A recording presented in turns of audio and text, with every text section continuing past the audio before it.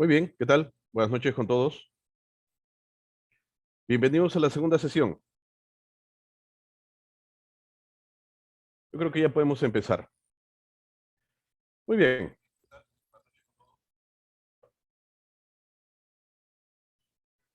A ver, el día de hoy básicamente nos va a preocupar fundamentalmente comenzar a dar cabida al hecho de la utilización de tal vez los objetos más importantes en la programación, los cuales son las variables y las operaciones, los operadores que van a interactuar con esas variables. Vamos a ver una serie de cosas básicas, cosas definitorias a conocer con respecto a estos aspectos y bueno, pues a practicar, que como ya tal vez se puede percibir, es lo que más se debería de hacer en una clase. ¿Ok? Muy bien. A ver, algunos principios generales desde el punto de vista de la programación, del desarrollo. ¿Ok? La primera es súper importante. Haz las cosas más fáciles para tu futuro yo. ¿Ok? El hecho de programar, el hecho de escribir código, el hecho de codear, no es algo que se haga un día y de ahí lo deje un mes y luego continúe. ¿Ok? Y no es algo bastante continuo. Sobre todo cuando, bueno, uno recién está aprendiendo. ¿Ok? Le robamos la mayor cantidad de horas o tal vez minutos al día para justamente poder aprender más acerca de este tópico que, valgan verdades, cada vez es una necesidad más común en el mercado laboral. ¿Ok? Entonces, siempre pensar que estamos haciendo las cosas eh, pensando en que mañana, más tarde, nosotros mismos vamos a continuar el desarrollo. Obviamente, con un poquito de experiencia nos vamos a dar cuenta de que el hecho de programar también implica pensar en que cualquier persona va a poder leer mi código, entenderlo, va a poder leer mi código y agregarle funcionalidad. ¿Ok? Pero todo eso va a partir de que yo mismo me pueda entender. ¿Ok? De que yo mismo me pueda entender. Entonces, obviamente, eso puede conllevar a que yo tenga determinada predisposición para hacer algunas cosas. Entonces, tampoco hay que confiar en tu yo futuro. ¿Ok? Hay que escribir el código lo más legible, lo más entendible, lo más descriptivo, lo más leíble posible. ¿Ok? Así sea uno mismo el que va a seguir desarrollando, igual, comentarios, nombres de variables, todo debe estar completamente comprensible. ¿Ok? Esos son dos principios generales muy, pero muy básicos. Muchas veces, cuando recién empezamos en estos menesteres, podemos cometer el error de que pensar, ¿no? Como yo mismo lo voy a modificar mañana, pasado mañana, en una semana, entonces no le pongo muchos comentarios o no referencio muy bien las variables, ¿ok? Entonces, siempre hay que pensar en esos dos principios generales. ¿Está bien? Lo clásico, claro, como lo bien menciona Manuel, ¿no? Lo dejo después de un tiempo, no sé, hasta 3 días, una semana, lo quiero agarrar nuevamente y no me acuerdo por qué le llamé a una variable de tal forma, o no me acuerdo por qué es que utilicé una estructura repetitiva con una estructura condicional, ¿ok? O tal vez me doy cuenta después de que era necesario tal vez utilizar algún control o manejo de excepción en vez de dejarlo a que el usuario haga caso a la documentación. ¿Ok? Entonces, esos dos puntos son de suma importancia. ¿Ok? A veces, y es más, creo que yo hace muchos años también cometí el error de que o sea, si veía mi código con más líneas de comentarios que de código fuente, entonces lo veía mal, ¿no? Y le comenzaba a borrar los comentarios. Ese es un primer error que muchas veces uno comete. Así hayas escrito, no sé, solo 100 líneas de código y esas 100 líneas de código tengan 150 líneas de comentario, eso está bien. ¿Ok? Eso está bien. Porque eso significa de que cualquier persona con un poquito de conocimiento va a poder entender mi código, va a poder modificarlo y en el mejor de los casos tal vez va a poder agregarle funcionalidad. ¿Ok? Entonces, nunca olvidar por favor esos dos principios generales. El primero, siempre hay que buscar hacer las cosas más fáciles para tu futuro yo. Y el segundo, nunca confíes en tu futuro yo, el cual obviamente está sesgado por tu yo actual. ¿Ok? Si bien es cierto, vamos a ir aprendiendo más cosas conforme vayamos programando más y más líneas de código. eh, Estos dos principios deben de ser constantes. ¿Ok? Muy bien. Más en específico, y eso también en función a mi experiencia, lo podemos separar en 6 puntos. ¿Ok? En 6 puntos que, ojo, el orden también es importante.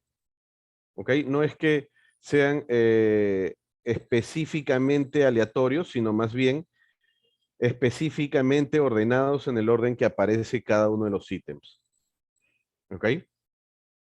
Muy bien, dicho ello, justamente el primer ítem es también bastante claro, ¿no? Sea consciente en el formato, el estilo, la organización y los nombres. ¿Ok? En el formato, es decir, si por ejemplo, para empezar una nueva funcionalidad, mi costumbre es Michi, o sea, una línea de comentario en blanco, el comentario que puede ser uno o más líneas, una línea de comentario en blanco y después viene el código que justamente implementa ese comentario. ¿Ok? O puede ser este, 2 líneas de comentarios al inicio, el código, 2 líneas de comentarios al final. Eso también. ¿Ok? Entonces, pero ese formato lo tengo que mantener. Así escriba un solo programita, como si a la semana puede escribir un par de docenas de programitas. ¿Ok? Porque nuevamente, a futuro, tal vez esas varias docenas de programitas, que tal vez son independientes, se puedan juntar y pues armar algo un poco más profesional. En algún momento, inclusive tal vez vendible. ¿Ok? Entonces, el tema del formato, el tema del estilo, el tema de cómo yo organizo mi código, también es algo de suma importancia. Y es bueno acostumbrarse a seguir ese tipo de patrón desde un inicio. ¿Ok? Si a eso uno le añade la existencia de hoy en día administración del versionamiento, como GitHub, Git, Jira, CBS, Mercurial, el que te guste, entonces eso inclusive es muchísimo mejor. ¿Ok? ¿Qué más? Hacer que la computadora haga el trabajo. ¿Ok? No hay que tener miedo de que por más de que mi programita sea sencillo y que yo lo pueda realizar a mano, ¿ok? Hay que implementarlo para que la computadora haga, desarrolle todas y cada una de las etapas de mi programa, ¿ok? Así sea la simple carga de datos en un archivo de texto, tal vez pueda necesitar cargar solo 2 variables, entonces igual. Automatizo mi código para que esas 2 variables estén almacenadas en un archivo de datos. 2 filas, una columna y se acabó. Capturo esas variables. ¿Ok? Eh, ¿Qué más? Si es que no sé a priori o no hay una fórmula cerrada para resolver mi problema, entonces hago que la computadora opere, que siga operando, que opere, que siga días operando. No importa. Si es que hay una fórmula cerrada, entonces lo que tengo que aprovechar es el poder de cálculo de la computadora. ¿Ok? En algún momento va a encontrar lo que yo busco. ¿Está bien? Obviamente con algunos indicadores de parada, pero igual, en algún momento la computadora va a encontrar lo que yo busco. Y si no, se va a acercar lo más que puede a lo que yo busco. ¿Qué más? Reducir el copiar y pegar y la repetición. ¿Ok? Si bien es cierto, en un lenguaje de programación como R, casi nadie, ¿ok? Casi nadie implementa código siguiendo el paradigma de la programación orientada a objetos, y más bien la mayoría simple y llanamente usa funciones, igual, hay que evitar que las cosas se repitan, ¿ok? Si tal vez no conozco el hecho de la programación orientada a objetos en un lenguaje como R, entonces ya, listo, una función y se acabó, ¿ok? Es mejor tener varias ejecuciones de una función que ejecutar varias veces una porción de código, una serie de líneas. ¿Qué más dice? Pruebe con frecuencia y pruebe modularmente. Ya, esto de acá sí tengo que admitir es una característica que cuesta. Por un lado ser consciente y por otro lado implementarla de manera eficiente. ¿Ok?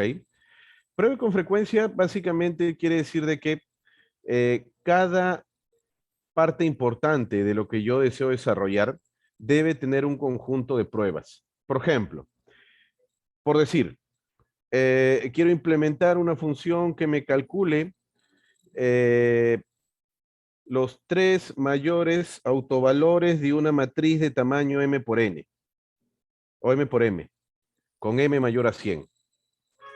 ¿Ok?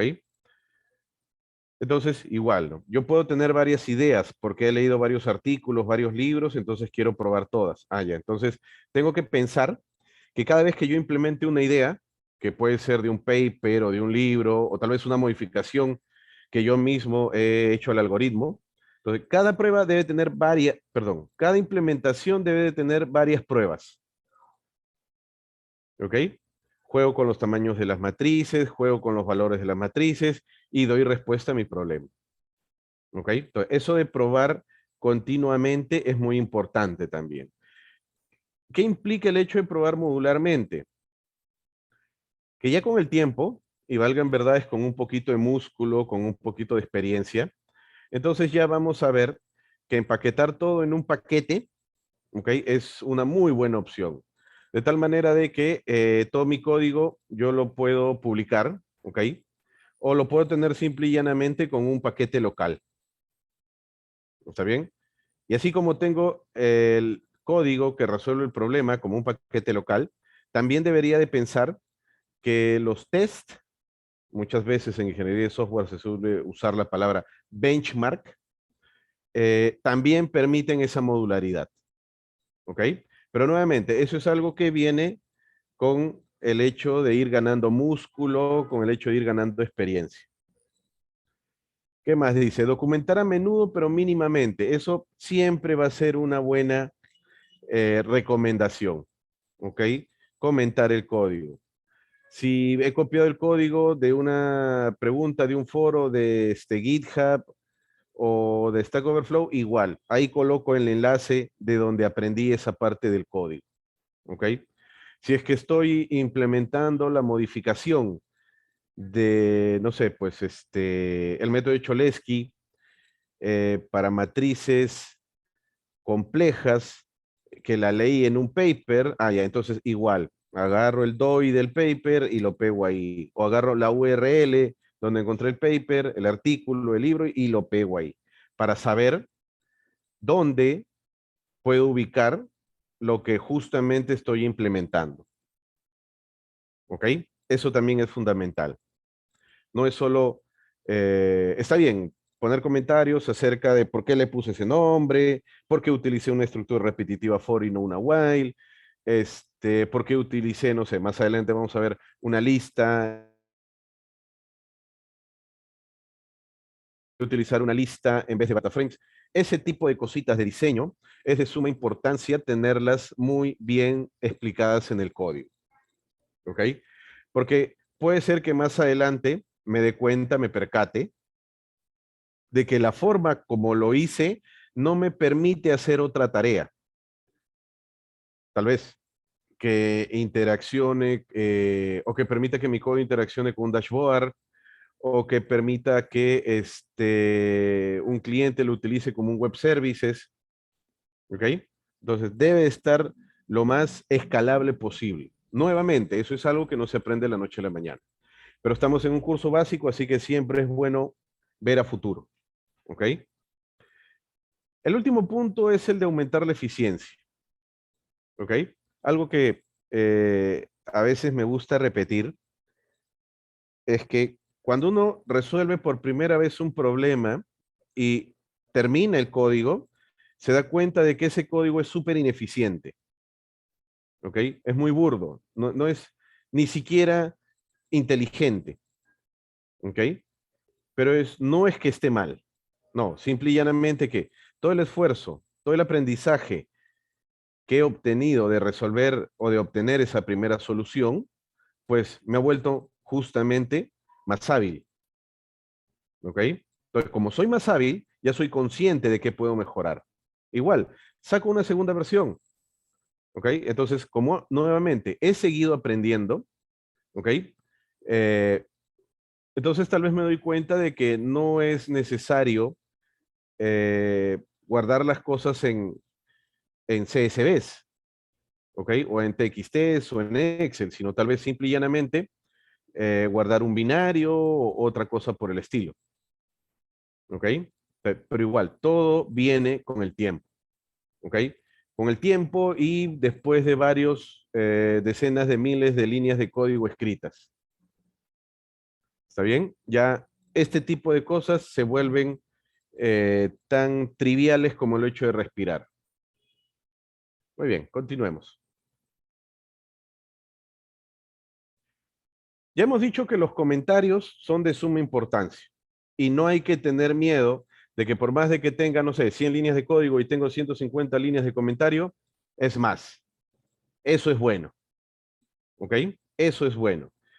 Pero obviamente, para comprender, para entender, para digerir eso de una manera más constante en el tiempo, vamos a mencionar estos tres propósitos, ¿ok? El primero es muy natural. El primer propósito de los comentarios es que justamente aumenta la legibilidad del programa para otros usuarios, además de los desarrolladores. Nuevamente, como ya lo he mencionado, no necesariamente tú siempre vas a estar desarrollando ese código. Es más, cuando uno trabaja en algún lugar de investigación, lo cual obviamente hoy en día no necesariamente se ciñe al ámbito académico, sino también en el ámbito empresarial. ¿Ok? Entonces, siempre es bueno documentar bien el código para que cualquier persona pueda venir, acoplarse al proyecto, acoplarse al grupo de investigación y continuar con el desarrollo. ¿Ok? Porque algo que me ha enseñado muy bien el mundo del software es que las cosas pueden cambiar muy rápido. ¿Ok? Entonces, así como uno debe de buscar que cualquier persona pueda entender su código a partir de los comentarios y la documentación, uno también va a poder estar en ese escenario. ¿Ok? Es decir, recibir un código que está bien documentado, que tiene buena documentación, que explica bien la razón por la que hace las cosas, que referencia de dónde sacó una solución que tal vez es un poco abstracta. Eso es fundamental. ¿Ok? ¿Qué más? El segundo punto dice que los comentarios en R proporcionan metadatos del código del proyecto en general. Y bueno, valga verdades, eso tal vez está un poco sesgado a la clase del día de hoy, pero en realidad eso es algo muy general en cualquier lenguaje de programación. Hasta inclusive cuando uno escribe código para que una base de datos ejecute una consulta enorme y compleja, igualito.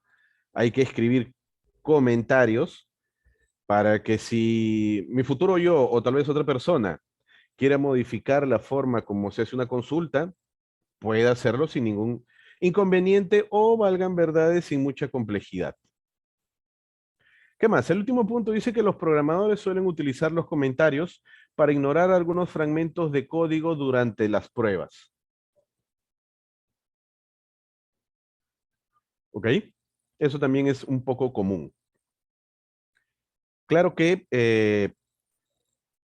en un ámbito un poquito más profesional, en empresas de software ya existe el área de QA, el área de calidad.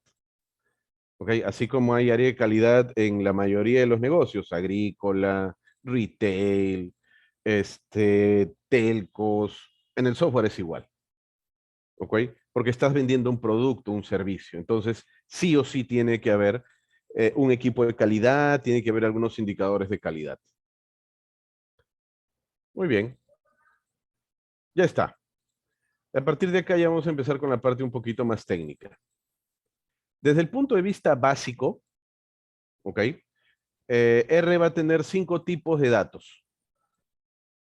Los datos que representan valores booleanos, ¿ok? Es decir, los datos de clase logical. Los datos que representan valores numéricos, los cuales, dicho sea de paso, van a ser números punto flotante, números con parte entera y parte decimal. Los datos de tipo entero, yo creo que por sí mismo se explica. Los datos de tipo complejo, también por sí mismo se explica. Ahí no hay ninguna novedad. Y los datos de tipo carácter, que vendrían a ser los datos que son cadenas de caracteres. Y como en todo lenguaje de programación, las cadenas de caracteres se definen utilizando ya sea comillas dobles o comillas simples. ¿Ok? Entonces, ¿por qué es importante ser consciente de cuáles son los tipos de datos que uno tiene a disposición en un lenguaje de programación? En primer lugar, para saber qué operaciones yo puedo realizar. ¿Ok?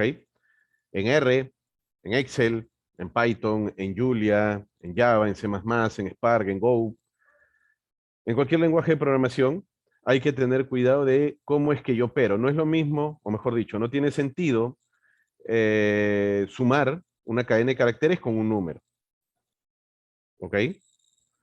Claro, en algunos lenguajes de programación sí tiene sentido, operativamente hablando, multiplicar una cadena de caracteres por un número.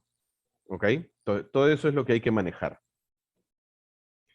¿Qué más? ¿Por qué también es importante conocer los tipos de datos básicos?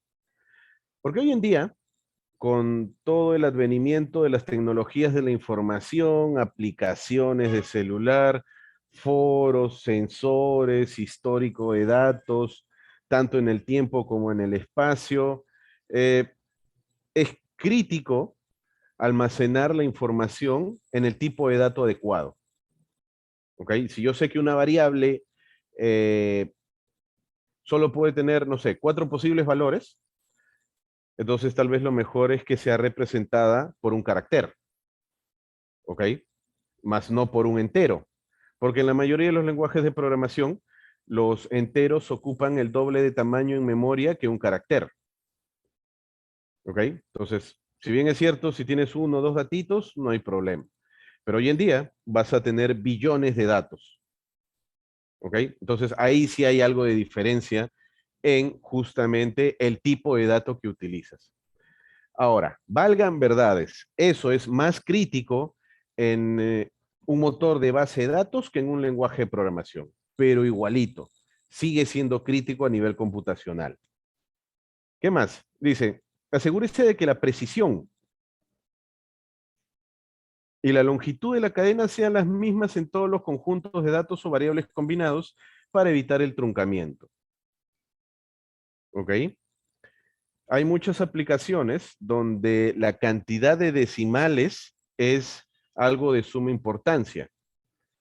¿Ok? Si por ejemplo por ahí todos mis números históricos manejan 8 cifras decimales, pero por un tema, no sé, arquitectural o por un tema de negocio, o por un tema de política o por un tema legal, a partir del 2023 solo van a venir con 6 cifras decimales, entonces tengo que ver qué hacer, tengo que analizar cuál es la mejor opción. ¿Ok? Por más que parezca algo trivial, algo sencillo, hay aplicaciones, hay escenarios, hay nichos de mercado en las cuales ese tipo de cosas son de suma importancia. Con respecto a los operadores, también vamos a tener un conjunto, valga en verdad, es bastante pequeño, ¿ok? Bastante pequeño. Tenemos los operadores de asignación, que es más, ya hoy día vamos a trabajar con todo ello. Los operadores aritméticos, los relacionales y los lógicos, ¿ok? Bueno, por ejemplo, acá. Empecemos con los operadores de asignación, y son los únicos que vamos a explicar con la presentación. El resto creo que mejor los explicamos programando. A ver, En R, ¿ok? En R es bastante común utilizar este operador de asignación para asignar un valor a una variable. ¿Ok? Es esta flechita hacia la izquierda con el guión. Ese es el operador de asignación que voy a utilizar para asignar un valor a una variable, ya sea que lo haga apuntando a la izquierda o ya sea que lo haga apuntando a la derecha. Noten el primer y el tercer ítem. En ambos yo estoy definiendo, perdón, asignando un valor a una variable. En ambos. ¿Ok? Entonces, ojo con ello. Pero también, y eso tal vez por un tema más eh, de comparación con otros lenguajes de programación, también se puede hacer con el igual. ¿Ok? Pero nuevamente ahí viene la costumbre de la comunidad en R. La costumbre es que yo voy a utilizar el igual para asignar valores a parámetros dentro de funciones, más no para asignar valores a variables. ¿Ok? Y nuevamente, eso yo creo que tal vez va a estar más comprensible si lo hacemos en código. Así que mejor nos olvidamos de la presentación y lo hacemos en código. Vamos a desarrollar todo lo que está acá, lo voy a subir al aula virtual, a la página web de Edúcate Perú Consultores, pero yo creo que es mejor hacerlo en vivo para saber qué problemas pueden ocurrir o inclusive qué problemas no pueden ocurrir. ¿Ok? A ver, muy bien. Entonces, este es nuestro RStudio. ¿Ok? Este es nuestro RStudio. Es el mismo que hemos instalado en nuestra primera clase. Muy bien. Lo primero, digamos, tal vez una vez al mes o una vez a la semana, es ver si es que hay actualizaciones de los paquetes. ¿Ok? Por ejemplo, si nos vamos a Tools, a la pestaña Tools, ahí sale un menú, ¿no? Esta pestaña Tools tiene como segunda opción justamente Check for Package Updates. ¿Ok? Entonces, lo que hace eso es conectarse con la nube de RStudio, comparar las versiones de los paquetes que tengo en mi computadora con las últimas versiones de los paquetes que hay en la nube de RStudio. Y si es que en la nube de RStudio hay paquetes con versiones más modernas, entonces me va a decir que puedo actualizar. Pero si no es que hay versiones más modernas, como estamos observando, me va a decir de que todos los paquetes están actualizados. ¿Ok? Ya, perfecto. Todo está actualizado. Muy bien. Bueno, ya sabemos de que acá podemos hacer determinadas operaciones aritméticas. ¿Ok? Pero obviamente, si yo cierro RStudio, voy a perder todo el código que he escrito. Entonces, por ello, es que es de suma importancia abrir un script. ¿Ok? Es de suma importancia abrir un script. ¿No? Vamos a New File y ahí está RScript. ¿Ok? Ahí está RScript. En las últimas versiones de RScript ya aparecen algunas novedades, ¿no? Ya puedo programar con Python, ya puedo escribir código SQL, ya aparece Quarto. Quarto es la evolución de Markdown, ¿ok? Pero por ahora, dado que estamos empezando, lo que a mí me interesa es aperturar un nuevo script, ¿ok? Entonces le puedo hacer clic ahí, o como bien lo enseña el mismo RStudio, puedo utilizar la combinación de teclas Control-Shift-N. Cuando uno escribe código, ¿ok? Ya sea en un lenguaje de programación o ya sea en LaTeX, tal vez para nuestra tesis, hay que acostumbrarse a las combinaciones de teclas. Es más eficiente que estar sacando la mano del teclado, apuntar con el mouse. Es más eficiente. Son nanosegundos que cuando uno le hace esto bastante tiempo al día, puede marcar diferencia. Entonces, lo que vamos a hacer nosotros para abrir un nuevo script es justamente la combinación de teclas. Control, Shift, N. Y ahí está. ¿Ok? Noten que por defecto le coloca el título, bastante sugestivo, Anti-Threat 1. ¿Ok? Acá, Anti-Threat 1. Obviamente, si yo abro otro script, ¿eso qué implica? Que voy a utilizar nuevamente la combinación de teclas Control-Shift-N. Ahí está. Ya se aperturó otro script llamado, nuevamente de manera muy sugestiva, Antitlet 2. ¿Ok? Entonces, cada uno de estos van a ser los scripts que yo voy a utilizar. Muy bien. Base. Guardar esto en el disco duro. Ah, ya. Igual, me puedo ir a File, busco, Save. Ah, ya. Pero RStudio también me enseña que puedo utilizar la combinación de teclas Control S. Ah, perfecto. Me olvido el mouse. Control S. Muy bien. Y acá yo elijo, pues, elijo dónde voy a guardar mis scripts. ¿Ok? Vamos a ir a, porque creo que en Windows todos deben de tener documentos. Y aquí vamos a crear una carpeta para cada clase. ¿Ok? ¿Qué me dice acá? Ah, qué raro. O en el escritorio. Ahí está. En el escritorio mejor.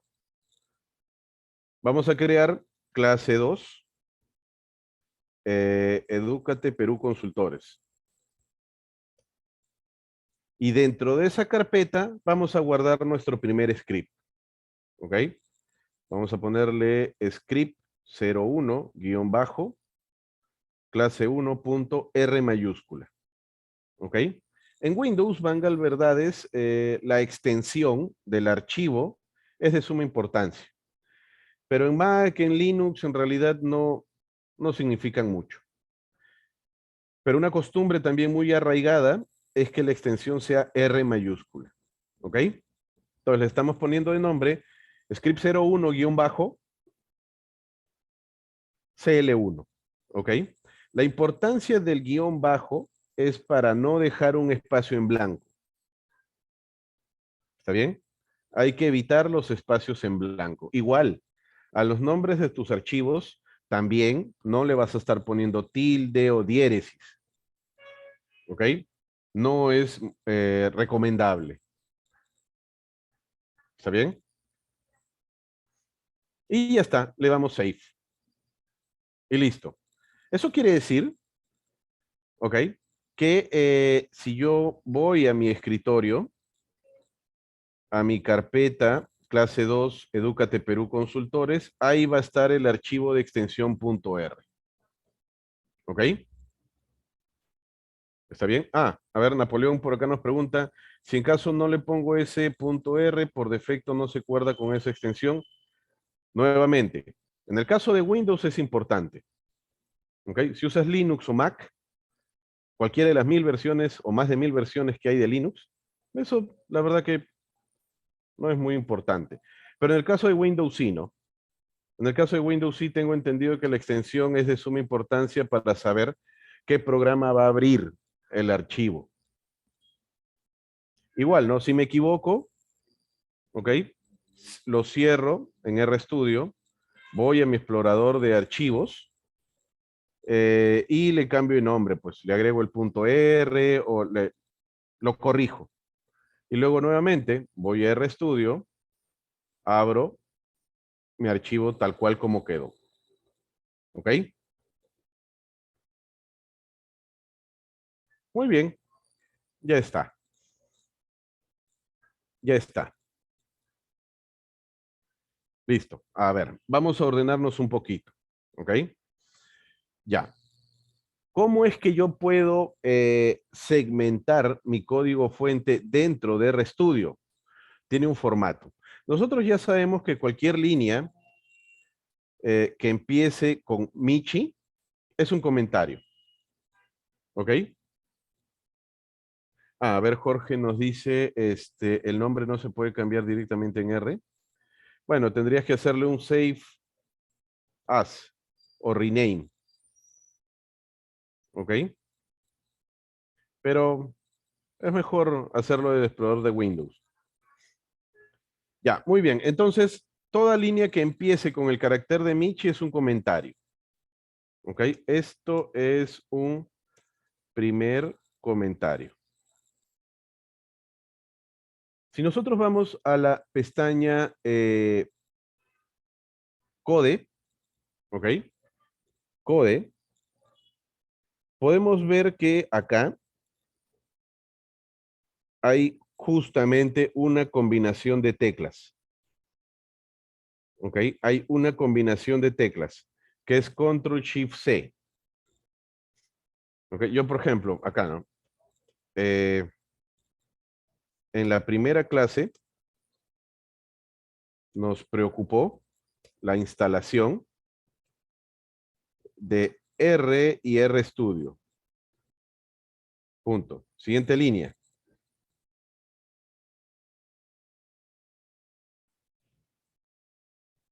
R y RStudio. ¿Ok?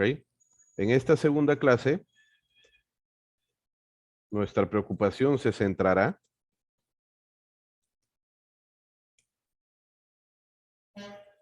en las variables y los operadores. ¿Ok?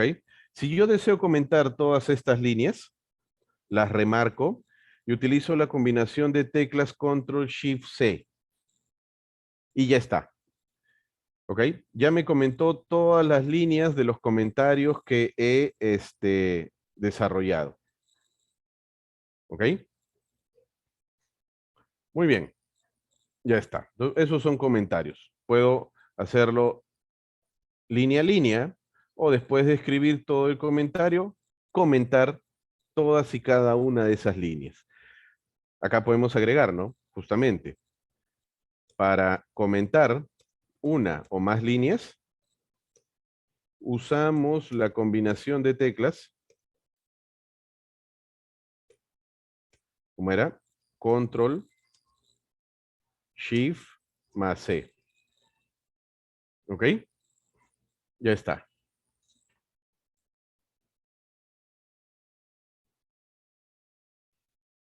Ya está. Ah, ya. ¿Qué más? Notarán que el nombre del script está en rojo y tiene un asterisco al final. Eso significa que los cambios que he hecho en el script no han sido guardados en disco duro. ¿Ok? No han sido guardados en disco duro. Ah, perfecto. Recuerdo que para guardar en disco duro tengo la combinación de teclas Control S. Ah, muy bien, pues. Entonces, Control S. Ya está. Ya guardé los cambios. Noten cómo ahora el nombre del script ya está en color negro y ya no tiene el asterisco al final. Obviamente, si hago alguna modificación, nuevamente, ¿no? Nuevamente, el nombre del script se va a poner en color rojo y va a tener un asterisco al final. Ya está. Muy bien. Muy bien. ¿Qué más? A ver. Mi código puede estar compuesto, literalmente hablando, por miles de líneas. ¿Ok? Por miles de líneas. Entonces, a veces, administrar esas miles de líneas en un solo archivo, eh, para hacer un cambio, para buscar algo, puede ser un poquito tedioso. Entonces, RStudio creó una forma de etiquetar el código. Esa forma de etiquetar el código es mediante un formato, ¿ok? 4 caracteres de Michi, un mensaje, una etiqueta, 4 caracteres de Michi. Por ejemplo, reglas para los nombres de variables, ¿ok? Reglas para los nombres de variables. Entonces, como notarán, aquí ya está esa sección del código. Tal vez cientos o miles de líneas más abajo, nuevamente, otra sección, ¿ok? Otra sección. A ver, 4 caracteres sharp, 4 caracteres sharp. ¿Ok? Asignación de variables. Ya está. Esa es otra sección de mi código. Como notarán, yo estando en esta sección de asignación de variables, puedo ir a la primera. Reglas para nombres de variables. Y ya está. RStudio ya saltó a esa porción de código. ¿Ok? Puedo más adelante nuevamente tener otra sección. Por ejemplo, conclusiones. ¿Ok? Y así. Así como estoy creando estas 3 etiquetas en el código, estas 3 secciones, puedo crear 20, 30, las que yo necesite. Obviamente, eso no quita que cada una de ellas tenga muchas líneas de comentario. ¿Ok? Cada una de estas características que estamos viendo poco a poco en esta clase son de suma importancia. Y es bueno acostumbrarse a seguir todas y cada una de ellas. ¿Ok? Muy bien, muy bien. Ya está.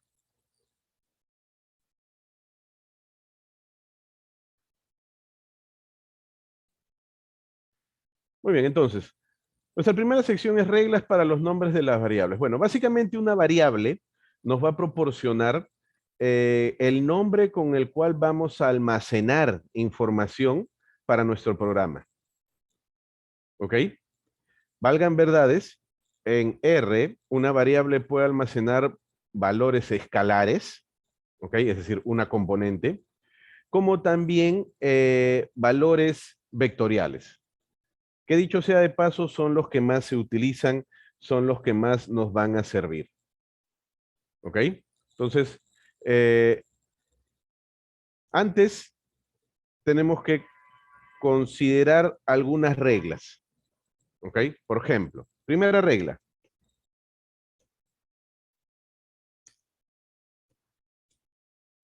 Primera regla. ¿Ok? Las variables no deben de empezar con números. O para ser más precisos, los nombres de las variables no pueden empezar con números. Básico. ¿Ok? Por ejemplo, una variable no se puede llamar 2GDP. ¿Ok? Ese no puede ser el nombre de una variable. ¿Ok? Esto de acá no puede ser el nombre de una variable.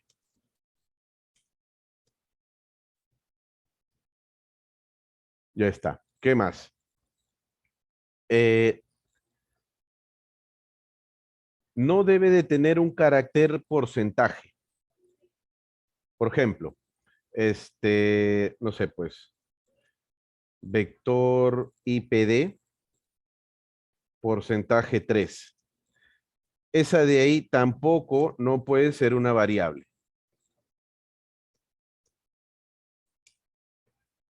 ¿Ok? Porque tiene el porcentaje. ¿Está bien? No puede ser el nombre de una variable. ¿Qué sí puede ser el nombre de una variable? Ejemplos de nombres de variables. Por ejemplo, eh, guión bajo, guión bajo, impuesto. ¿Ok? Ese sí puede ser el nombre de una variable. ¿Qué más? Por ejemplo, peso, punto, exportación 2021. Ese sí puede ser el nombre de una variable. ¿Ok? Por ejemplo, punto, captura, captura, estagio 1. Ese también puede ser un nombre de una variable. ¿Ok? Puede empezar con un punto.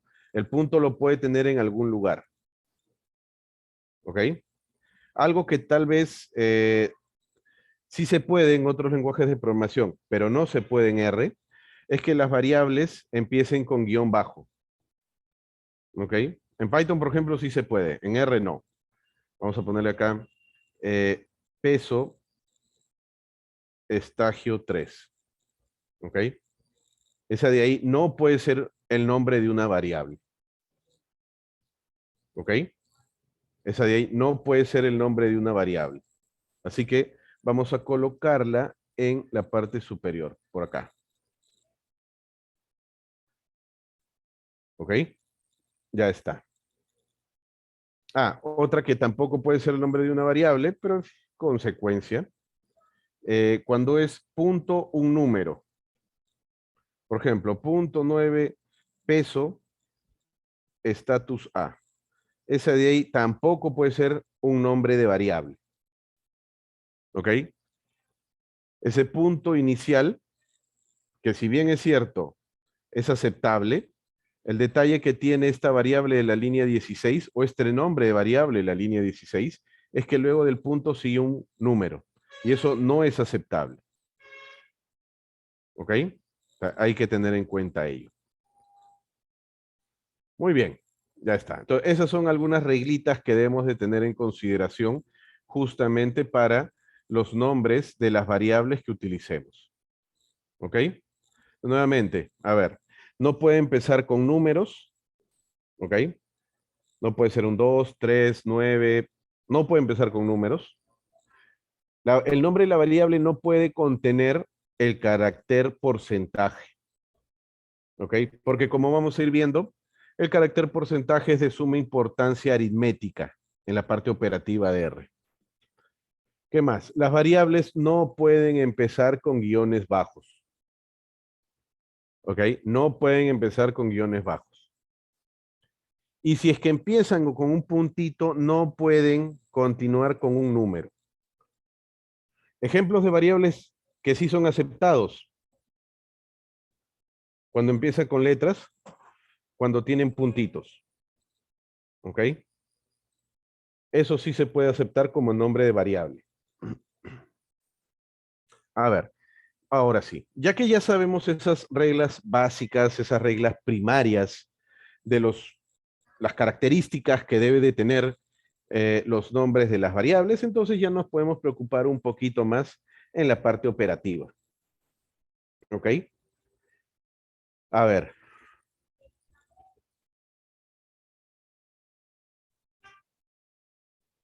¿Cuáles nuestros tipos de variables? ¿Ok? Nuestros tipos de variables. Vamos a anotarlo por acá, porque eso no hay que olvidarlo. Los tipos básicos de variables.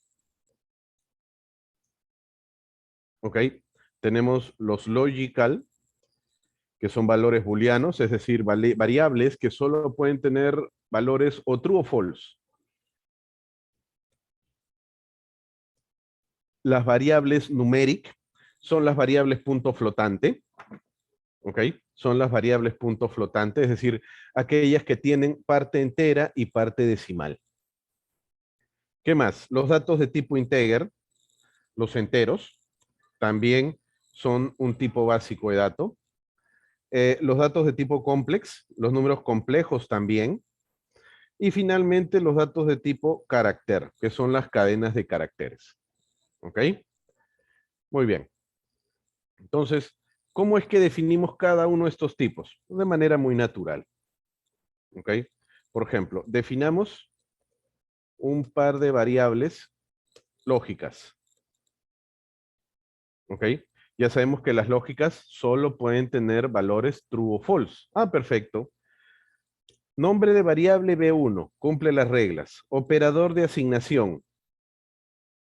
Operador de asignación. Valor. True, por ejemplo. B2. Operador de asignación. False. ¿Ok? False. Ya está. Ojo, el hecho de que haya definido esas variables en código no quiere decir de que ya los pueda usar. ¿Ok? Tengo que ejecutar esas líneas de código. Para ejecutar esas líneas de código, remarco, ¿ok? Remarco, selecciono y hago clic en Run. Y ahí está. Notarán, en la consola de R vemos que las líneas se han ejecutado, que no ha habido ningún error, y en consecuencia voy a ver esas variables en mi environment. Recuerden que el environment siempre va a estar en la pestaña superior derecha. ¿Ok? En la pestaña superior derecha. Ya está. Obviamente, con estas variables voy a poder hacer un conjunto muy bien definido de operaciones. Ese conjunto muy bien definido de operaciones a realizar con variables de tipo booleanas, obviamente van a ser operaciones lógicas. ¿Ok? Las cuales en su momento las vamos a ver. Muy bien. ¿Qué otro tipo de variable? Las numéricas. A ver, definamos 4 variables numéricas.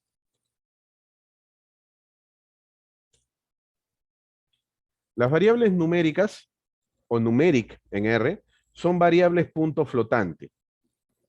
¿Ok? Son variables punto flotante, es decir, variables que tienen parte entera, tienen el puntito decimal y tienen parte justamente llamada decimal, o como se suele denominarlo de manera más técnica, la mantisa. ¿Ok? Igual, por ejemplo, le podemos llamar IMP1, operador de asignación, 9.81. ¿Ok? A ver, por ejemplo, IGB futuro, operador de asignación, vamos a ponerle 15.8. ¿Está bien? 15.8. ¿Qué más? A ver, otra variable, ya, por ejemplo, indicador o KPI 1. A ese le podemos poner 0.666. ¿Ok? 0.666. Muy bien. Otra variable más. A ver, por ejemplo, model 1.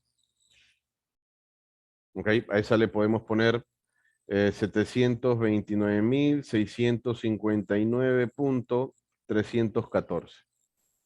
¿Ok? Nuevamente, el hecho de que haya escrito este código no implica que se haya ejecutado. ¿Ok?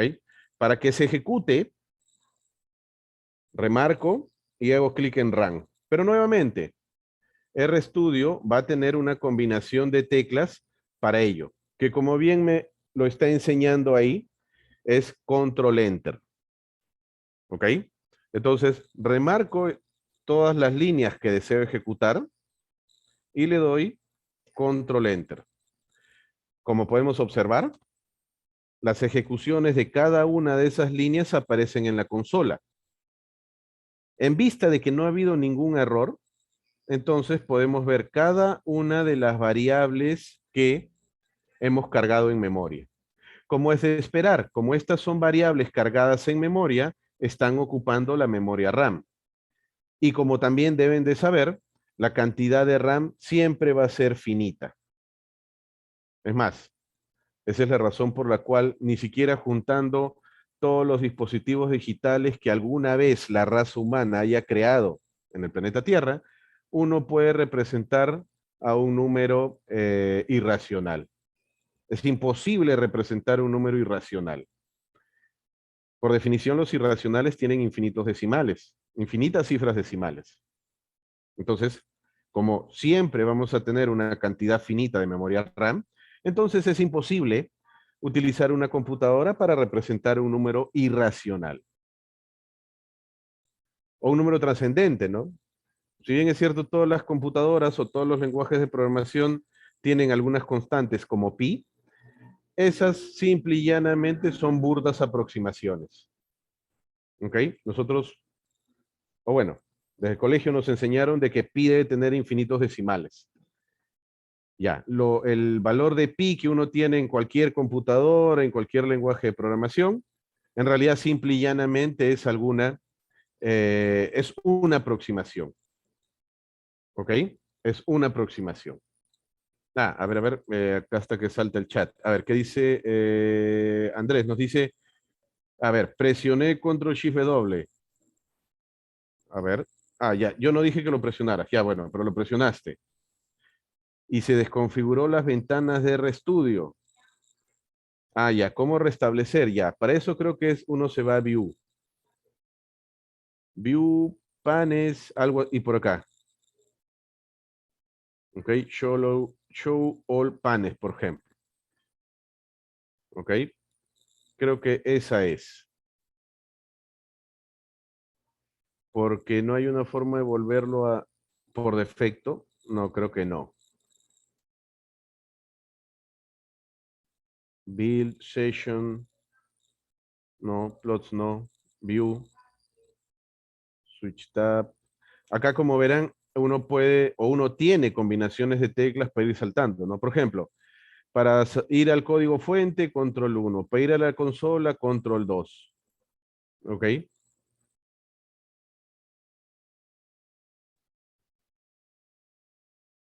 Muy bien. A ver, ¿qué más? ¿Qué más? Ya. Acá Tom nos dice, ¿hay alguna combinación de teclas para que salga directamente el operador?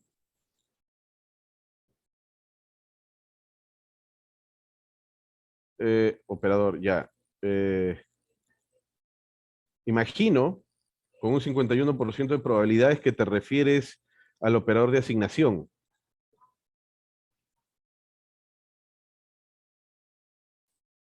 Claro, ajá, al operador de asignación. Creo que sí había. Creo que sí había. A ver, déjame probar. Eh, ya. Sí, es el alt con el guión. ¿Ok? Es el alt con el guión.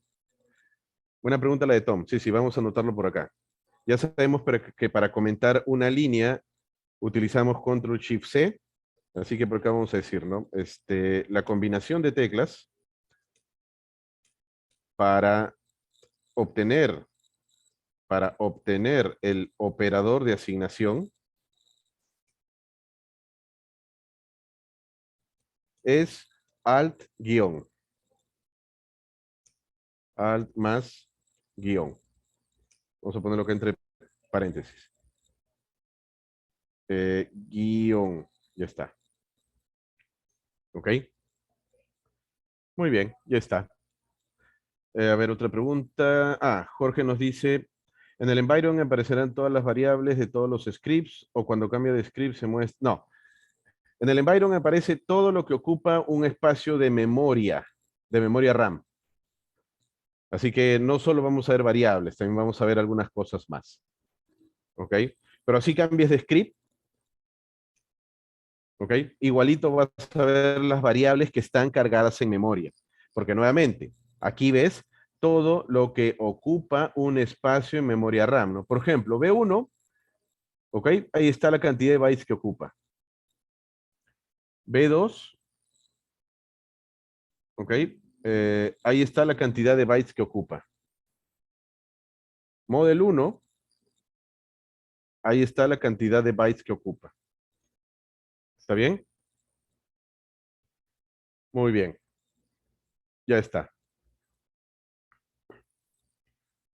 Bueno, así como hemos definido los datos de tipo lógico y los datos de tipo numérico, ¿ok? Que tal vez habría que especificar por acá.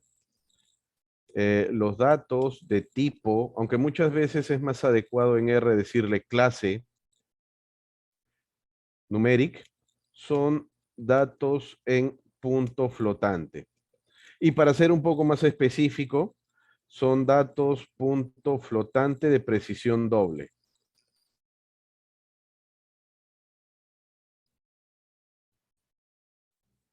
¿Ok? Son datos punto flotante de precisión doble. Básicamente, ¿qué quiere decir eso? Que de manera nativa, R opera considerando 16 cifras decimales. ¿Ok? Más allá de que, por ejemplo, Quiero ver en la consola el valor almacenado en Model 1. Ah, ya. Remarco solo el nombre de la variable y ejecuto con control enter. Y ahí está. ¿Ok? Quiero ver en la consola el valor almacenado en KPI 1. Remarco el nombre de la variable y ejecuto con control enter. ¿Ok? Así es como yo visualizo en la consola de R el valor almacenado en una variable. Remarco el nombre de la variable y control enter. ¿Está bien? Muy bien. Bueno, los enteros no es una novedad, ¿no? Para definir enteros, simple y llanamente decimos, ¿no? Por ejemplo, I1, que tenga el valor de 12. ¿Ok? D2, que tenga el valor de 256. F3, que tenga el valor, por ejemplo, de 150,000. ¿Ok? Ya está. Y ejecuto. ¿Cómo ejecuto esas tres líneas de código? Las remarco y control enter. Y ya está. ¿Ok? Ya está. Por ahí debe estar I1, por ahí está D2 y por ahí está F3. Ya está. Los números complejos, también eso no va a ser una novedad. ¿Ok? Números complejos, por ejemplo, R1, el nombre de la variable. Operador de asignación, vamos a ponerle 2.3 más 9i, creo que era. A ver, probamos. Y efectivamente, la i es la unidad imaginaria. ¿Ok? Por ejemplo, R2, vamos a ponerle 9.81 veces i. Ejecutamos esa línea. Si yo quiero visualizar el valor almacenado en R2, remarco el nombre de la variable y control enter. Y ahí está. Ese es el valor almacenado en R2. ¿Ok? Muy bien. ¿Qué más? Los datos de tipo carácter. ¿Ok? Los datos de tipo carácter. ¿Qué son las famosas cadenas de caracteres? ¿Ok? Fácil. Como en todo lenguaje de programación. Vamos a llamarle doble comilla. ¿Ok? Clase 2. ¿Ok? Clase 2. Otra variable, char2. Operador de asignación. R para principiantes. ¿Ok? Otra variable, char3. Por ejemplo, hoy es lunes. ¿Ok? Igual. Remarco y ejecuto con control enter. Ya están. Ya están las variables char1, char2 y char3. ¿Ok? Ya está. ¿Cuál es el detalle que tienen los datos de tipo carácter? El siguiente. Char1, corchetes. Primer elemento. ¿Ok? Primer elemento. Si le pongo un 2, NA. ¿Ok? Pero eso lo vamos a ver un poquito más en profundidad cuando veamos datos vectoriales. A ver, Andy nos pregunta, ¿las variables enteras solo se pueden declarar con igual? No, no. Acá tranquilamente yo pude haber utilizado mi operador de asignación. No hay ningún inconveniente. ¿Ok? No hay ningún inconveniente. Igualito, remarco y ejecuto. Y sigo, ¿no? Por ejemplo, I1 tiene el valor de 12, D2 tiene el valor de 256, F3 tiene el valor de 150,000. En realidad es indiferente. ¿Está bien? Pero la costumbre dicta de que para asignar valores a variables, utilicemos este operador de asignación. ¿Ok? No hay un error si utilizo el igual, pero en realidad la costumbre en la comunidad de R es que el igual lo utilice para asignar los valores a los argumentos dentro de funciones. ¿Ok? Ya está. Muy bien, entonces ya sabemos asignar y ya sabemos definir ciertos tipos de datos. ¿Ok? Con respecto a las operaciones, no va a haber mucha diferencia. ¿Ok? En realidad va a ser muy natural. Vamos a tener, a ver, vamos a crear otra sección de código acá. Vamos a etiquetar nuestro código. Por ejemplo, operadores. Operadores. ¿Ya? Con respecto a los operadores aritméticos, no hay ninguna novedad. ¿Ok?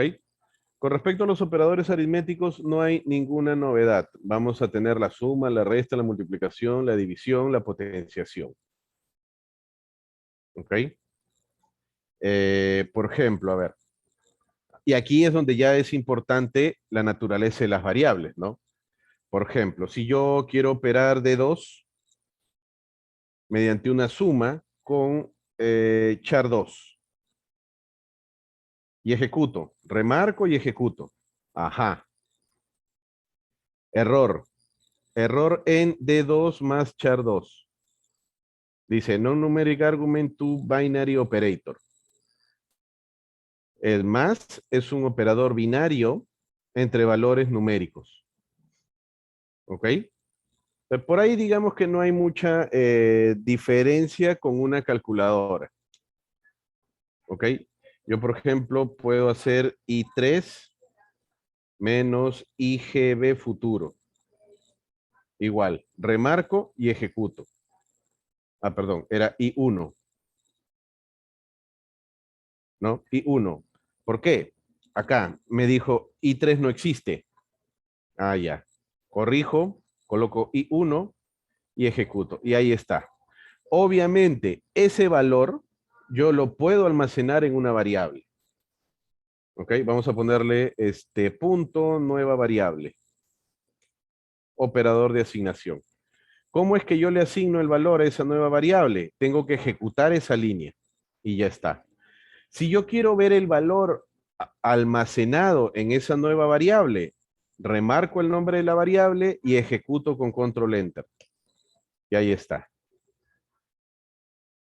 ¿Ok? Entonces tenemos la suma, la resta, la multiplicación, la división. La potenciación también es muy natural. ¿Ok? Por ejemplo, vamos a ponerle, no sé, Z1, operador de asignación, y 1, ¿ok? Podemos utilizar el asterisco asterisco y 1. Ejecutamos, y si yo quiero visualizar el valor almacenado en Z1, remarco solo a Z1 y ejecuto con control enter. Y ahí está. ¿Ok? Ese es el valor almacenado en Z1. Pero, por defecto, cuando R ve que ya tiene una cantidad de dígitos extensa, que si la memoria no me falla, sobrepasa a los 8 dígitos, entonces lo pone en notación científica. Observar que Z1, ¿ok? Está impreso en notación científica.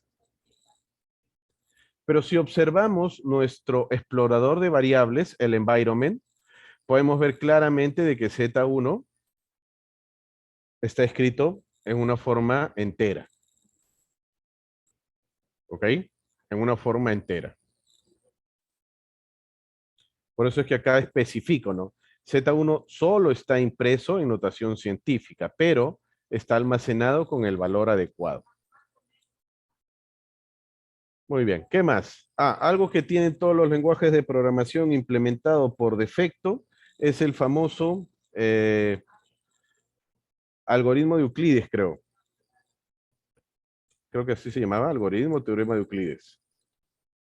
¿No? Aquel que nos enseñaron en primaria. ¿Cómo era? Dividendo es igual a divisor por cociente más el residuo. ¿Ok? Y aquí es donde ya cambia un poquito la cosa. ¿Ok? Por ejemplo, si yo quiero, digamos, ¿no? Dados de igual a, no sé, 258 y D minúscula igual a 22. ¿Ok? Entonces defino. D mayúscula tiene el valor de 258. D minúscula tiene el valor de 22. ¿Ok? Tiene el valor de 22. Ya está. ¿Cómo calculo Q? El cociente. Q. El cociente de D mayúscula con D minúscula. Fácil. D mayúscula, porcentaje entre porcentaje. D minúscula. ¿Cómo calculo R? El residuo de esa división entera es D, porcentaje, porcentaje, D minúscula. ¿Ok? Remarcamos todas esas líneas de código y ejecutamos. Ya está. ¿Qué valor tiene Q? Remarcamos el valor de Q y ejecutamos con control enter. Ah, ya. Entonces, 11 veces es el cociente. 11 es el cociente, ¿no? El residuo, igual. Remarco el nombre de la variable y control enter. Y ahí está. El residuo de dividir 258 por 22 es 16. ¿Ok? Es 16. Ya está. A ver. Muy bien. Guardamos los cambios. Ya sabemos que para eso tenemos la combinación de teclas control enter. ¿Ok? Ah, a ver, una pregunta de Jorge. Jorge nos dice, mis resultados en la consola no los muestra, sino que inicie con un... Ah, ya. En algún momento has cometido un error. Por ejemplo, ¿no? Ya. Yo quiero calcular PTR como, a ver, 128 multiplicado por 23, eso dividido por 563.8.9 y todo eso, ok, lo encierro entre paréntesis, todo eso lo quiero dividir entre 3. Ah, muy bien, ya está. Remarco y ejecuto. Se quedó pegado, ¿no? Hay un asterisco, hay un más. Imagino, Jorge, que eso es lo que estás obteniendo. Lo que ocurre es lo siguiente. Cuando ejecuté esta línea de código, ¿ok? Faltó acá el denominador, ¿ok? Entonces, al ejecutar esa línea, bueno, para R no es un error, ¿ok? Por eso es que dice, ah, ya, ahí faltó algo. Ese más te dice que faltó algo. Ya va a depender de la naturaleza de la operación, ¿no? Porque, por ejemplo, si ahí yo coloco, a ver, digamos, char3, ojo, en la consola, ya no en el script, en la consola. Y le doy enter, ya está. Cerró la operación, pero obviamente con un error. ¿Ok? Entonces, cuando se te queda pegado el más, es usualmente porque en algún momento, y valgan verdades, para ser bastante precisos, en la última vez que ejecutaste algo, faltó cerrar una operación, ¿no? Por ejemplo, acá le coloco un 3. Si yo nuevamente ejecuto la definición de la variable PTR, listo, hizo el cálculo. ¿Ok? Hay que tener cuidado con qué es lo que ejecutamos. O a veces también agarramos y ejecutamos, por ejemplo, la definición de PTR hasta ahí. ¿Ok? O digamos hasta acá. Remarco solo hasta ahí. Y ejecuto. Nuevamente se queda pegado. ¿Ok? Acá si, por ejemplo, coloco, no sé, un paréntesis,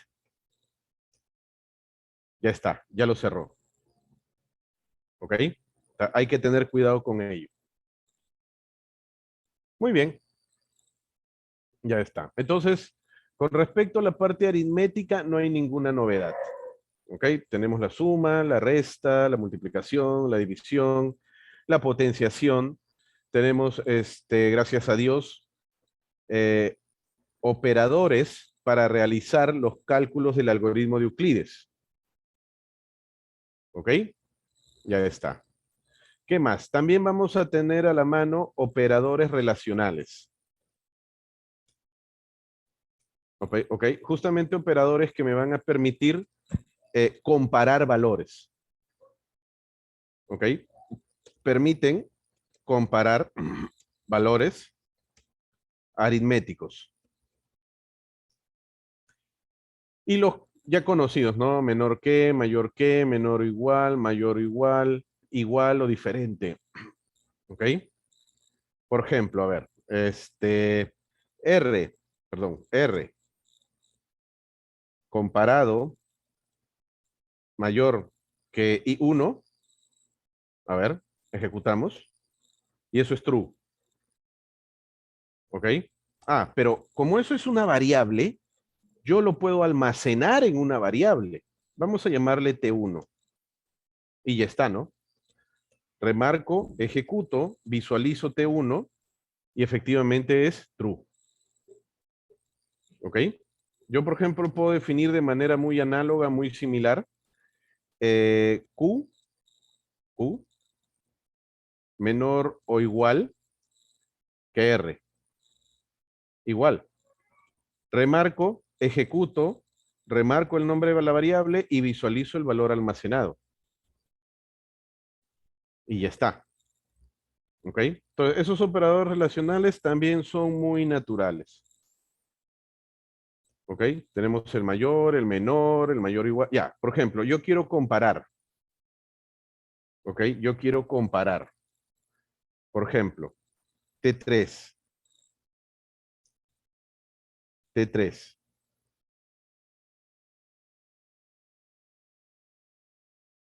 De asignación, KPI 1 es igual a, no sé, pues model 1 elevado a la 0.3. ¿Dónde está? Acá, 0.3.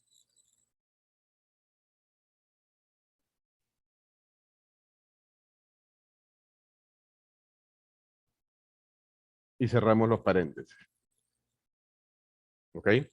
Igual, remarcamos, ejecutamos T3 y visualizamos el valor de T3 remarcando el nombre de la variable y ejecutándola. Y ahí está. ¿Ok? Ese es el operador de comparación. El operador diferente también es muy natural.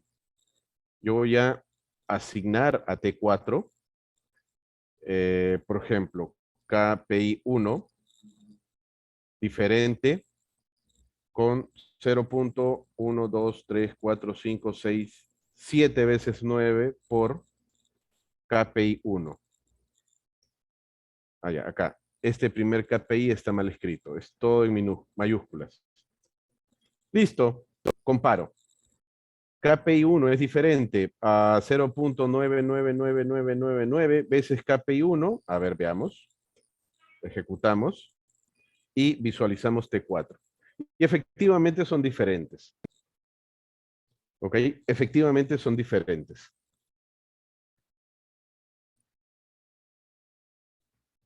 Ah, el igual es comparar, ¿no? KPI 1 es igual a model 1 a la 0.3. Bueno, estamos observando que es falso. ¿Ok? Es falso. Así como utilizo este doble igual para comparar igualdad, utilizo admiración igual para comparar la diferencia, ¿no? KPI 1 es diferente o no es igual a esta operación. Bueno, ya, la computadora opera y me está diciendo de que efectivamente son diferentes. ¿Ok? Efectivamente son diferentes. ¿Qué más? Ah, ya, Jean-Pierre nos dice, nuevamente entonces. Nuevamente. El algoritmo de Euclides que nos enseñaron en primaria, creo que en segundo de primaria, nos dice esto, ¿no? El dividendo es igual al divisor por el cociente más el residuo. Ah, ya. ¿Cómo calculo el cociente de dos números? Para eso utilizo porcentaje entre porcentaje. Cociente. Cociente. Este es el cociente del algoritmo de Euclides. Vamos a ponerle un comentario acá.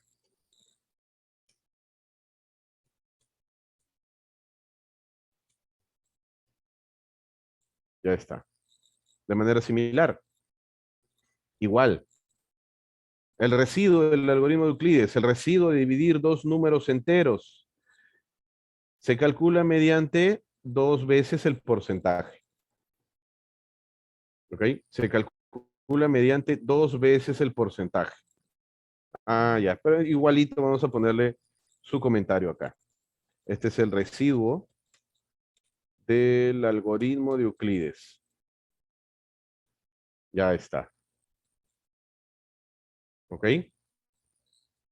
Ya está.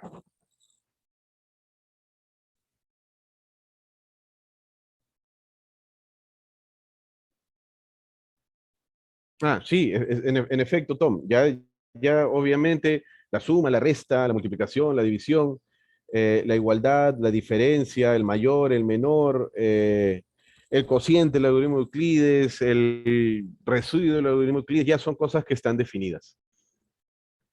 ¿Ok?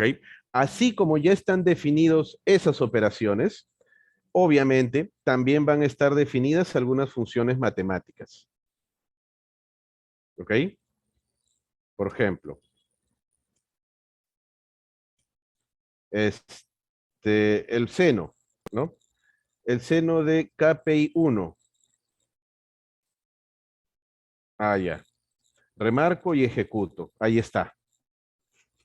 ¿Ok? Y obviamente eso lo puedo guardar, lo puedo almacenar en una variable. ¿Ok? Lo puedo almacenar en una variable. Por ejemplo, trig.k1. Esa es mi variable. ¿Ok? Remarco, ejecuto, visualizo el nombre de la variable y ahí está, el valor de la variable. ¿Ok? Ya está. Bueno, obviamente si tengo el seno, tengo el coseno. Y si tengo el seno y el coseno, tengo las 6 funciones trigonométricas. ¿Ok? Vamos a llamarle, por ejemplo, trig.k2, operador de asignación, coseno, de, digamos, pi veces r. Ah, perfecto. Ejecutamos toda la línea de código y si quiero ver el valor almacenado en la variable trig.k2, ejecutamos el nombre de la variable y obtenemos el valor. ¿Ok? Y como es de esperar, si yo, por ejemplo, deseo la tangente de Q, ¿ok? Puedo dividir, ¿no? El seno de Q sobre el coseno de Q. Ya está. Como también, de frente, ¿no? Vamos a ponerle tan def Q, utilizar la función tangente de Q. ¿Ok? Entonces, quiero verificar que el cálculo hecho en la línea 89 utilizando la definición de tangente en función de senos y cosenos con el cálculo realizado en la línea 90 utilizando la función tangente efectivamente son iguales. Ah, ya entonces quiero comparar, ¿no? La variable tan Q es igual a la variable tan def Q. Ah, muy bien, veamos. Y no son iguales. ¿Qué falló?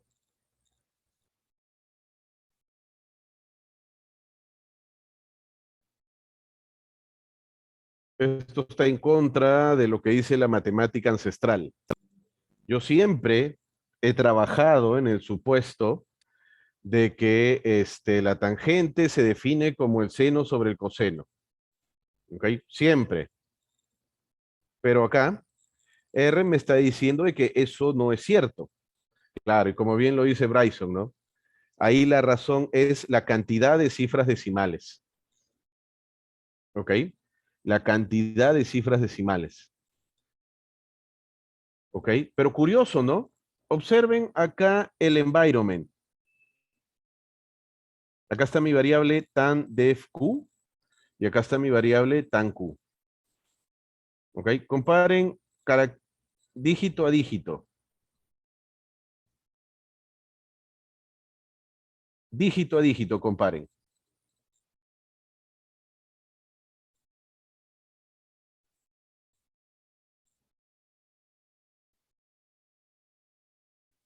Parecen iguales, ¿cierto?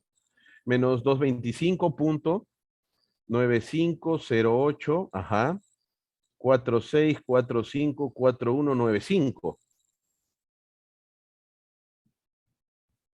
¿Ok? Parece que tienen los mismos valores. A ver, imprimámoslo.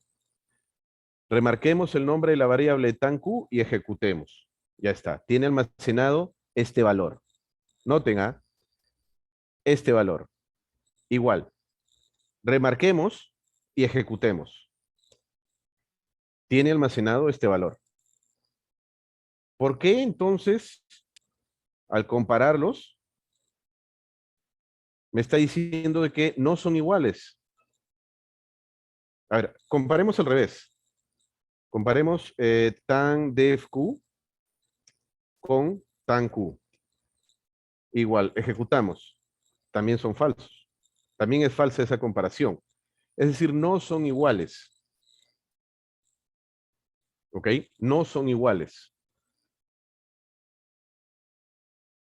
¿Ok? O sea, cada uno, de manera independiente, podemos observar en la consola que tienen el mismo valor. En el Global Environment también, cada uno, de manera independiente, podemos observar que son el mismo valor. ¿Ok? Pero sin embargo, al preguntarle a R si es que esos números son iguales o no, me está diciendo, me está corroborando algo que está yendo en contra de lo que siempre había pensado. ¿Ok? Hay que tener ese cuidadito.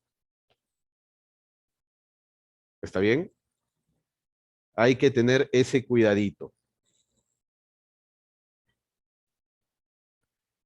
¿Qué es lo que ocurre? A ver, siempre todo lenguaje de programación, ¿ok? Todo lenguaje de programación tiene aproximaciones para calcular eh, las imágenes de las funciones trigonométricas. ¿Ok? Tiene aproximaciones. Ahí es donde pues utilizas lo que aprendiste tal vez en tu curso de Mate 2 o no sé, hoy en día lo llevarán en Mate 3, ¿no? Cómo aproximar mediante polinomios funciones trigonométricas o funciones exponenciales, ¿no? Si yo quiero aproximar mediante un polinomio puntualmente la función seno, ya sé lo único que necesito son las derivadas. ¿Ok? Igual, si yo quiero aproximar mediante un polinomio la función coseno, lo único que necesito calcular son las derivadas de la función coseno. ¿Ok? Igual con la tangente, ¿no? Si yo quiero calcular la aproximación de la tangente mediante un polinomio en un punto dado, como por ejemplo Q, lo que hacemos es, o lo que hace la herramienta es aproximarlo mediante un polinomio, gracias a las derivadas. Pero curioso, ¿no? Si para calcular el polinomio necesito las derivadas, pero yo sé que para calcular la derivada necesito la función, entonces al final mi problema sigue siendo calcular la función. ¿Ok? Eso es algo que requiere ya un poquito de estudio, no solo matemático. ¿Ok? Pero R, para algunos pequeños detalles, todavía tiene vamos a decirlo limitante, ¿ok? Que es muy difícil de que acarree un problema, pero sin embargo quería hacer este ejemplito para ver que una herramienta computacional no es perfecta. Siempre y bajo ninguna circunstancia va a ser exacta, ¿ok? Siempre y bajo ninguna circunstancia los cálculos son exactos. ¿Está bien? Entonces, eso es lo que hay que tener siempre presente. Una computadora puede ser muy rápida para operar, muy rápida. O sea, yo estoy seguro que tal vez nosotros para hacer una suma de 3 dígitos con 3 dígitos, o sea, nos demoramos 10 segundos, tal vez los que son inteligentes 5 segundos. Pero una computadora puede hacer millones de esas sumas por segundo, ¿ok? Pero obviamente, para algunas cosas, la misma naturaleza del dispositivo, la misma naturaleza de la computadora puede acarrear algunos inconvenientes. Entonces, algo que siempre hay que tener presente es de que una computadora es una herramienta como tal, te ayuda en algunas cosas, ¿ok? Te ayuda en algunas cosas. Obviamente, en algunas otras cosas va a tener algún limitante, ¿ok? Entonces, eso hay que ser consciente desde un inicio, ¿ok? Desde un inicio hay que ser consciente de ello.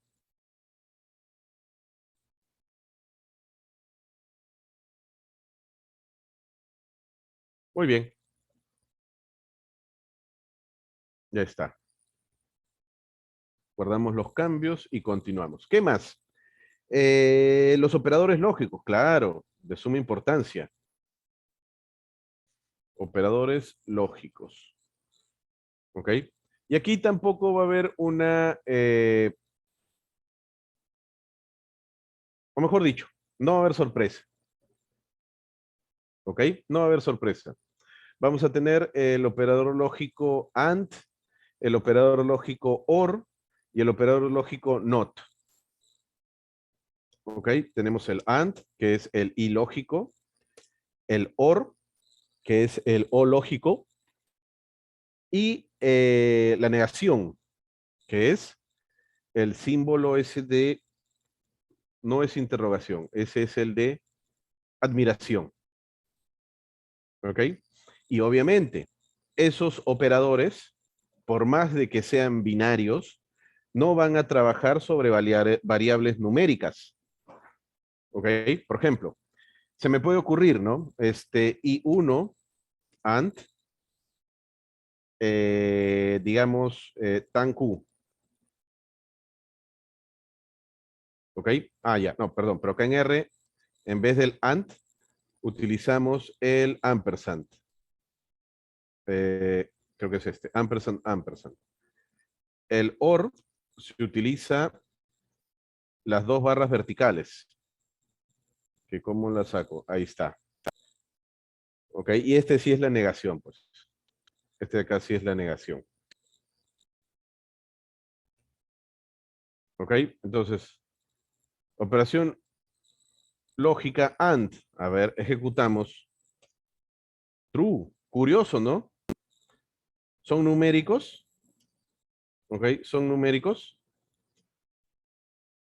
Eh, y esta es una operación lógica. ¿Ok? Curioso que funcione. ¿Qué es lo que ocurre? A ver. En R, el true y el false tienen una representación numérica, la cual es un poquito sui generis. ¿Ok? El false siempre va a ser 0 y el true siempre va a ser diferente de 0. Entonces, básicamente lo que está operando acá es true and true. Y como bien sabemos, true and true, ¿ok? Es true, ¿ok? True. A ver, por acá Manuel nos dice, son 2 ampersand, ¿ok? 2 ampersand, que siempre está con shift 6. Bueno, cuando el teclado es en español. Creo que cuando el teclado es en inglés es Shift 7. ¿Ok? Pero igual está por ahí en la distribución del teclado. ¿Ok? Entonces, ya sabemos. En R, el 0 es false y cualquier cosa diferente de 0 es true. Así que esto de acá ya no sería una sorpresa. Pero obviamente, este resultado booleano yo lo puedo almacenar en una variable. ¿Ok? Vamos a ponerle, por ejemplo, S1 y ya está. Defino y visualizo el valor almacenado. Y ahí está, true. ¿Ok? Yo puedo definir, por ejemplo, S2 de la siguiente forma. Eh, por ejemplo, true, ampersand, ampersand, false, y todo eso con un OR de false or false. ¿Ok? Y bueno, todo eso, ¿ok? Lo niego. Entonces, lo meto en un paréntesis y le aplico el operador negación, que como ya sabemos es la admiración. Entonces, si yo ejecuto todo excepto la negación, es de esperar que el resultado sea false. Si yo ejecuto todo, incluyendo la negación y la asignación, es de esperar que el valor almacenado en S2 sea true. ¿Ok? El valor almacenado en S2 sea true. ¿Está bien? Muy bien,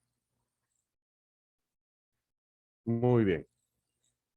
Bueno, y básicamente eso es lo que tendríamos que hacer el día de hoy. ¿Ok? A ver, vamos a ver la presentación.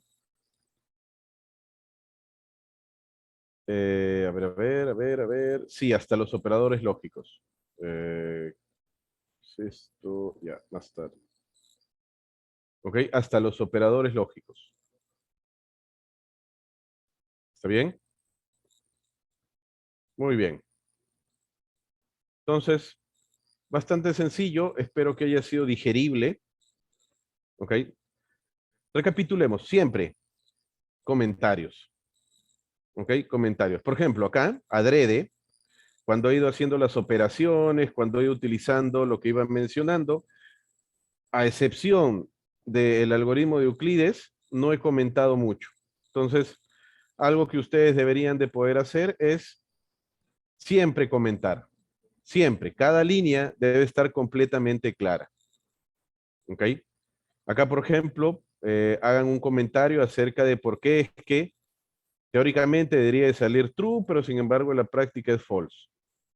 ¿Ok? Digieran lo que hemos podido ver en clase.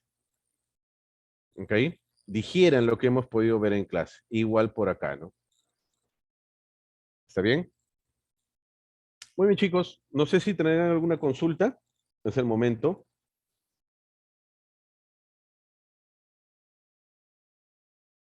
¿Todo bien? Muy bien, perfecto.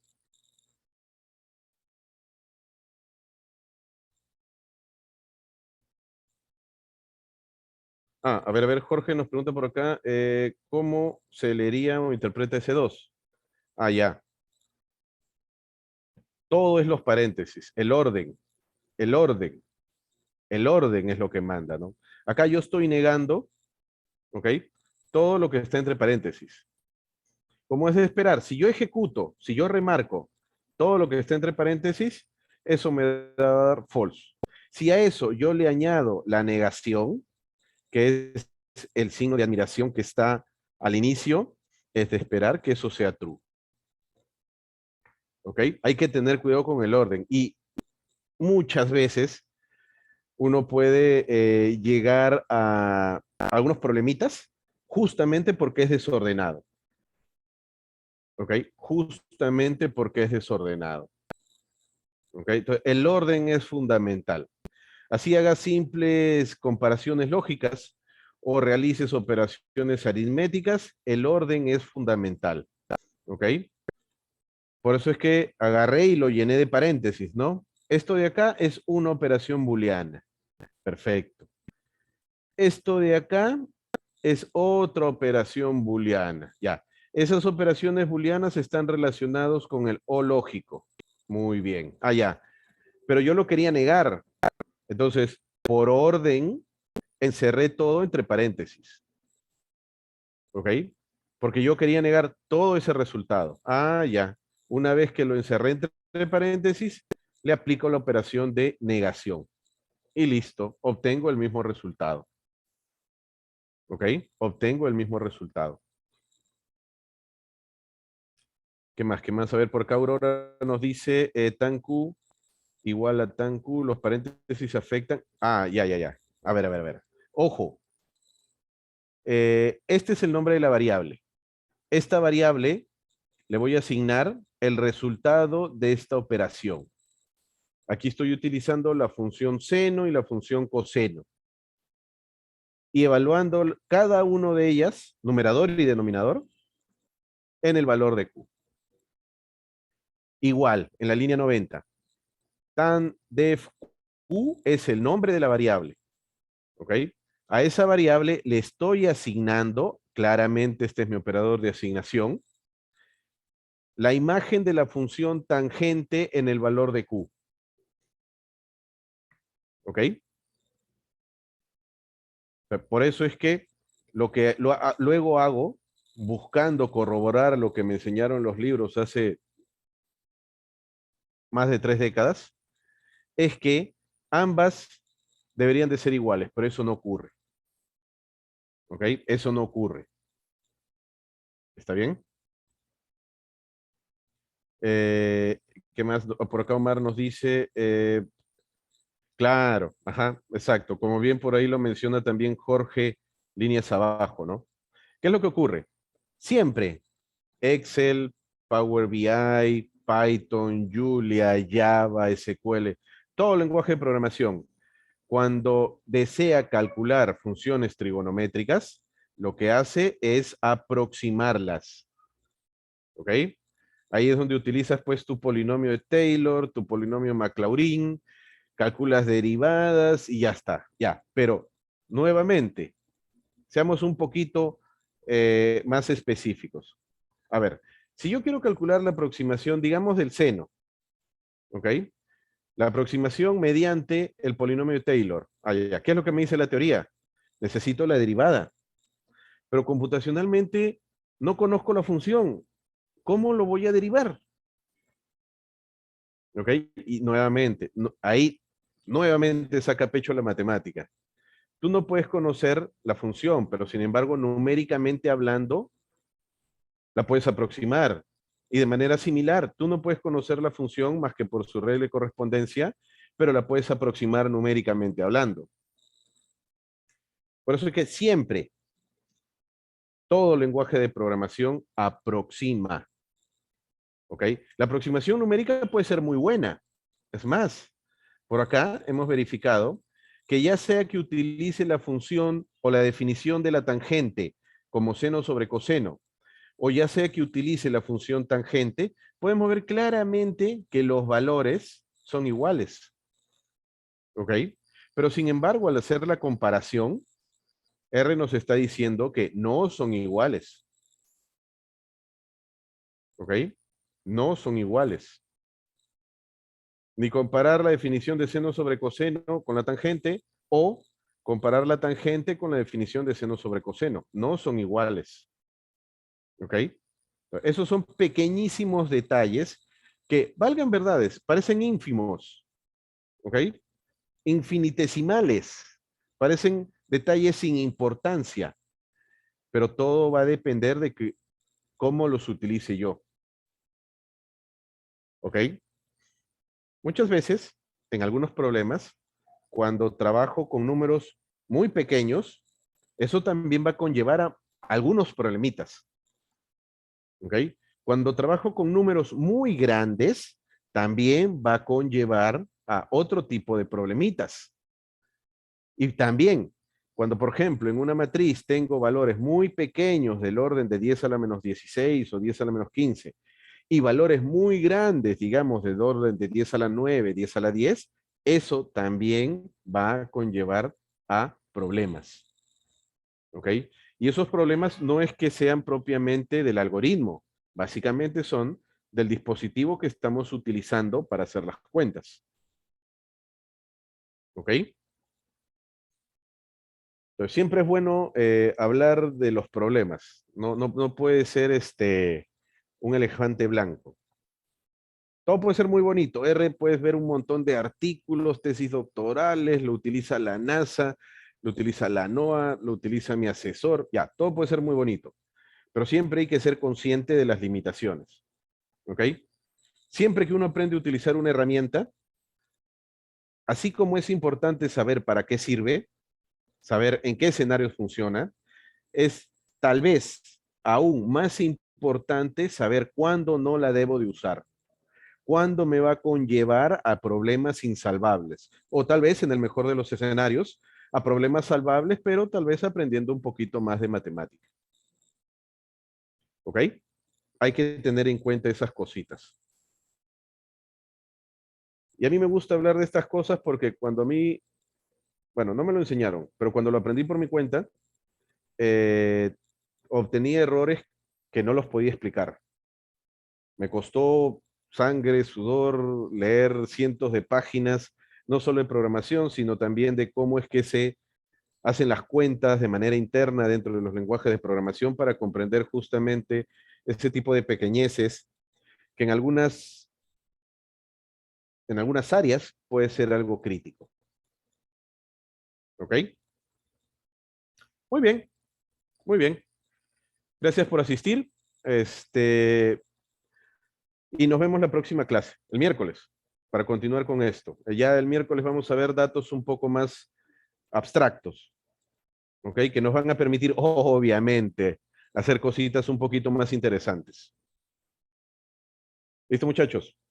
Gracias por asistir, gracias por las ganas que les ponen, gracias por las preguntas. Y nada, nos vemos el miércoles. Buena semana, hasta luego.